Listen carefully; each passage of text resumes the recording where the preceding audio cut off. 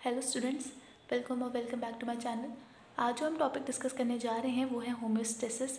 इससे पहले हम लोग एनाटॉमी, फिजियोलॉजी, 7 लाइफ प्रोसेस और लेवल्स के बारे में हम पढ़ चुके हैं।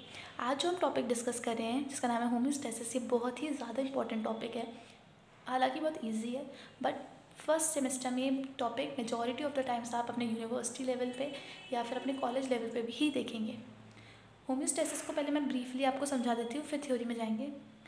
देखिए, जब हमारी बाहर का एनवायरनमेंट यानी कि एक्सटर्नल एनवायरनमेंट, कभी ठंडी आ रही है, कभी गर्मी आ रही है, ये टेम्परेचर चेंज होता है, तो हमारी बॉडी अपने अंदर का टेम्परेचर कैसे मेंटेन करती है वो एक बात है। हम बाहर से क्या कुछ भी कर लें पर हमारी बॉडी का इंटरनल एनवायरनमेंट कैसे चेंज ना रखें, उसको हमारी बॉडी को कांस्टेंट रखना है। तो हमारी बॉडी का एक सेल्फ रेगुलेटिंग मैकेनिज्म है जिससे हमारी बॉडी अपना इंटरनल एनवायरनमेंट को हमेशा कांस्टेंट रखती है, जिससे कि बाहर का एनवायरनमेंट चाहे बढ़े या कम हो, हमारी बॉडी उस लेवल को, उस इंटरनल टेम्परेचर को मेंटेन कर पाए। इसी को हम कहते हैं होम्योस्टेसिस। होम्योस्टेसिस का साफ साफ मतलब होता है कांस्टेंट, मतलब कि एक ही जैसा टेम्परेचर हमेशा कांस्टेंट रहे। ठीक है। The composition of internal environment is tightly control. जो हमारा इंटरनल एनवायरनमेंट है, बॉडी का इंटरनल एनवायरनमेंट है, ये हमें मेजॉरिटी ऑफ द टाइम्स हम इसे कंट्रोल करके रखती है, हमारी बॉडी इसको कंट्रोल करके रखती है, और इसी कांस्टेंट स्टेट को हम कहते हैं होम्योस्टेसिस। कभी कभी कंडीशन ऐसी आती है कि हमारा बॉडी टेम्परेचर हमेशा कांस्टेंट नहीं रहता, हमेशा 37 डिग्री सेल्सियस नहीं रहेगा, कभी बढ़ेगा कभी कम होगा, बट एक नैरो लिमिट में रहना चाहिए।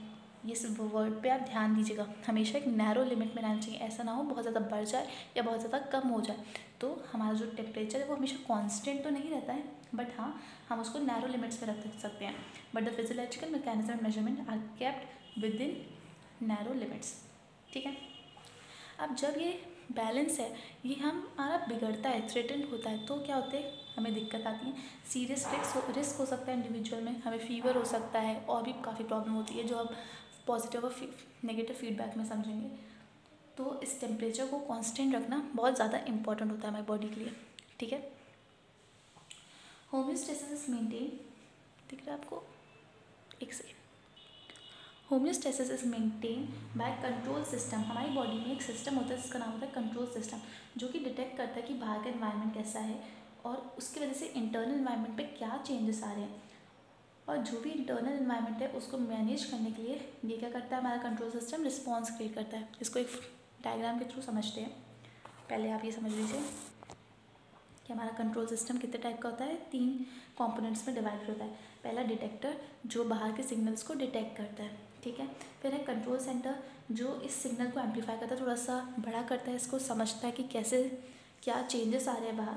फिर ये सिग्नल कहाँ जाएंगे, इफेक्टर के पास। इफेक्टर क्या करेगा, हमारा इफेक्ट क्रिएट करेगा जो रिक्वायर्ड है। ठीक है। अब देखिए, ये हमारे सिग्नल आए, इनकमिंग सिग्नल्स आए, डिटेक्टर ने सिग्नल्स को डिटेक्ट करा कि ये सिग्नल्स आए हैं, और सिग्नल्स को किसके पास भेजा, कंट्रोल सिस्टम के पास भेजा। कंट्रोल सिस्टम इस रिएक्शन को, इस रिस्पॉन्स को देखेगा, इसको इंटीग्रेट करेगा, मतलब बढ़ाएगा, और जो भी पॉसिबल रिस्पॉन्स होना चाहिए उसको किसके पास भेजेगा, इफेक्टर के पास। इफेक्टर वो इफेक्ट्स को लागू करेगा। ठीक है। जैसे कि आपकी टीचर है, आपकी टीचर आपसे परेशान हो चुकी हैं, अब वो सिग्नल किसको भेजेंगी, आपकी पेरेंट्स को भेजेंगी। आपकी मम्मी क्या करेंगी, ये सारी बातें किसको बताएंगी, पापा को बताएंगी। पापा स्ट्रिक्ट है तो क्या करेंगे, इफेक्ट शो करेंगे, आपको समझाएंगे अच्छी तरीके से। यही एक प्रॉपर मैकेनिज्म हमारी बॉडी भी फॉलो करती है। Detector system detects the incoming signal, जो भी इनकमिंग सिग्नल्स है उसको डिटेक्टर सिस्टम क्या करेगा, डिटेक्ट करेगा। ठीक है। कंट्रोल सेंटर इस सिग्नल को रिसीव करेगा, इसको इंटीग्रेट करेगा, बढ़ाएगा, और इसको किसके पास भेजेगा, इफेक्टर के पास। जो कंट्रोल सिस्टम है ना, कंट्रोल सेंटर है, वो क्या करेगा, एक लिमिट बताएगा कि इतने में ही होना चाहिए, हमारा जो बॉडी टेम्परेचर है वो इतने में ही होना चाहिए, और ज़्यादा वेरी नहीं होना चाहिए। When the incoming signals indicates that an adjustment is needed, जब हमारे इनकमिंग सिग्नल्स ये बताते हैं कि हमें कुछ चेंजेस लाने पड़ेंगे बॉडी के अंदर, जिससे हमारा बॉडी का इंटरनल एनवायरनमेंट चेंज ना हो, कंट्रोल रहे, तब हमारा कंट्रोल सिस्टम इस पर रिस्पॉन्ड करेगा, इस पर रिएक्ट करेगा, और आउटपुट भेजेगा किसके पास, इफेक्टर के पास। और आउटपुट में effector is change. For example, आपको फीवर है, आपकी बॉडी हीट रिलीज़ करिए बहुत ज़्यादा, तो हमारी बॉडी क्या करेगी, हमारी बॉडी टेम्परेचर को मेंटेन करेगी, अब ऐसा नहीं है मेंटेन करने में बिल्कुल इंसान ठंडा ही पड़ जाए, उतने लेवल तक करेगी जितना रिक्वायर्ड है, और जब वो हमारा लिमिट्स में आ जाएगा तो हम उसको फिर से हमारी बॉडी डिटेक्ट करेगी। डिटेक्ट करने के बाद कंट्रोल सिस्टम में भेजेगी और इफेक्टर के पास आउटपुट जाएगा, और ये जो पूरा जो पहले वाला रिस्पॉन्स था वो बंद हो जाएगा। थोड़ा हम नेगेटिव और पॉजिटिव फीडबैक के बारे में पढ़ेंगे। नेगेटिव फीडबैक क्या होता है, देखिए negative feedback, this means that any movement such a control system away from its normal set of point is negative. मतलब इसको रिवर्स करा, मैंने अभी आपको समझाया। फीवर होता है, हमारी बॉडी एक्सेस हीट रिलीज़ करती है। अब ज़्यादा हीट रिलीज़ करने के बाद क्या होगा, हमारी बॉडी ठंडी पड़ जाएगी।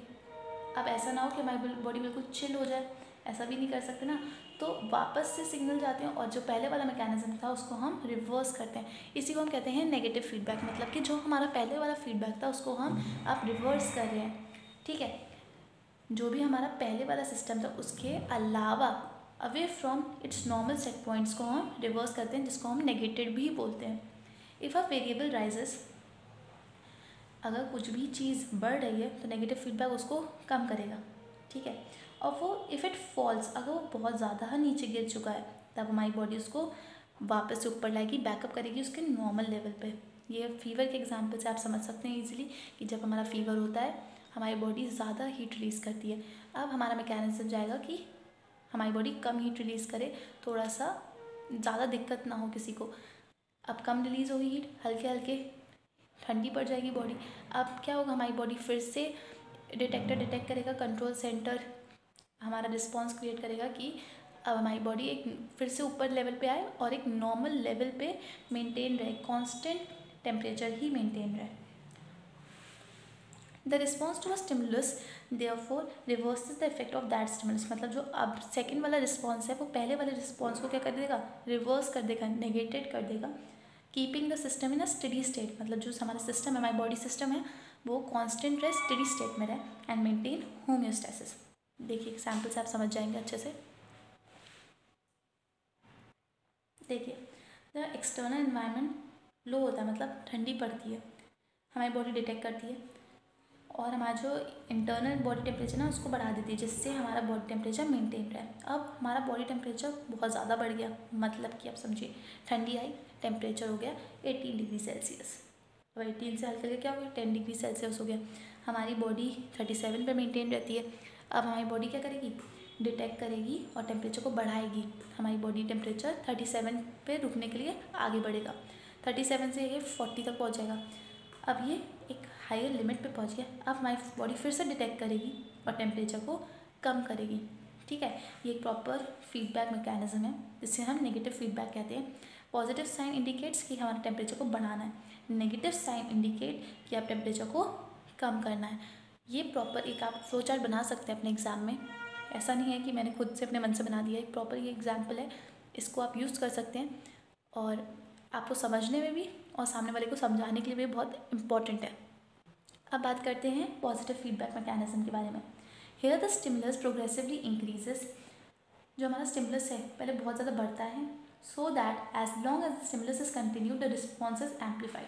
फॉर एग्जाम्पल यूट्रीन कॉन्ट्रैक्शन, क्या होता है, जब हमारा प्रेगनेंसी के टाइम पे बेबी को पार्चुलेशन करना है, मतलब बेबी को बाहर निकालना है, तो कॉन्ट्रैक्शन बढ़ाना है, तो हमारी बॉडी बहुत ज़्यादा ऑक्सीटॉक्सिन रिलीज़ करेगी। कॉन्ट्रैक्शन बढ़ेगा, बेबी का पार्चुलेशन हो जाएगा।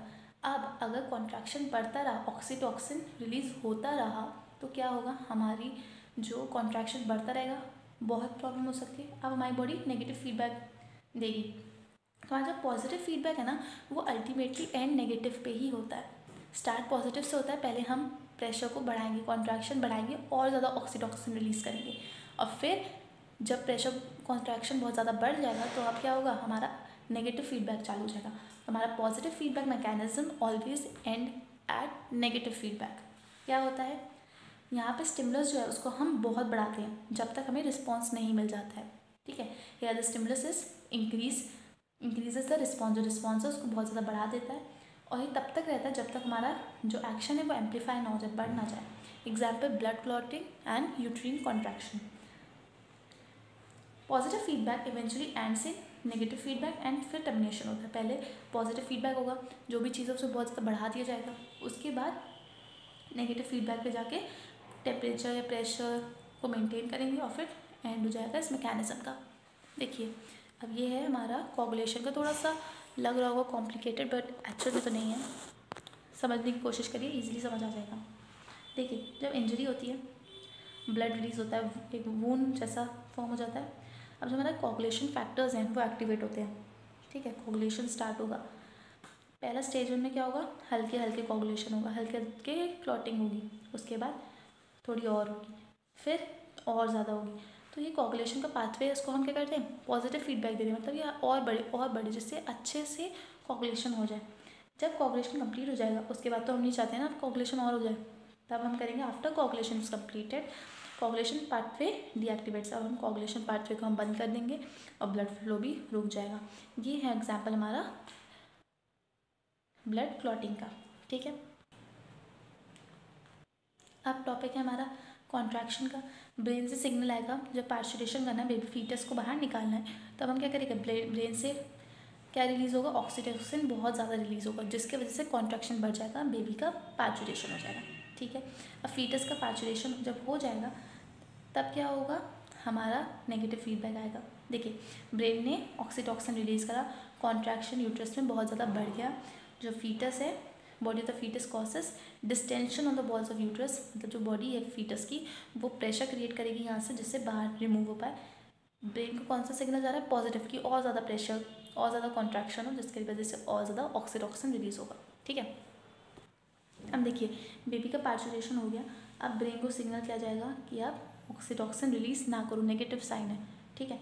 अब ब्रेन क्या करेगा, ऑक्सीटोसिन रिलीज़ करना बंद कर देगा, बेबी का पार्चुरेशन हो चुका है, अब जो यूट्रस फोर्स लगाना बंद कर देगा, जिसकी वजह से अब क्या हुआ, स्टार्टिंग में क्या हुआ था, पॉजिटिव फीडबैक हुआ था, कॉन्ट्रैक्शन हम बढ़ा रहे थे, अब क्या करें, नेगेटिव फीडबैक करें, मतलब कॉन्ट्रैक्शन को बंद करें।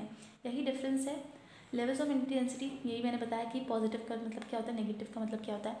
होमियोस्टेसिस यहीं पे कंप्लीट होता है। सिंपली पॉजिटिव में क्या होता है कि हम पहले प्रेशर या कोई भी चीज़ को इंक्रीज़ करते हैं, तो बहुत ज़्यादा जब इंक्रीज़ हो जाता है तो हम उसको डिक्रीज़ करते हैं, और नेगेटिव फीडबैक में हम सिर्फ चीज़ों को कम करते हैं, तो मेंटेन करने के लिए थोड़ा सा ऊपर नीचे करते हैं, हम अपने मैकेनिज्म को बंद करते हैं, ठीक है। होमियोस्टेसिस यहीं तक था, आपका यूनिट 1 पार्ट 1 खत्म होता है यहीं पे। वीडियो अच्छी लगी हो तो लाइक करिएगा, सब्सक्राइब करिएगा चैनल पे। कुछ समझ नहीं आ रहा है तो कमेंट्स में लिखिए, मैं कोशिश करूँगी आपके मैसेजेस का रिप्लाई कर पाऊँ, कमेंट्स का रिप्लाई कर पाऊँ। नोट्स चाहिए तो प्लीज़ कमेंट कर दीजिएगा, बाकी आप स्क्रीनशॉट ले सकते हैं यहीं से।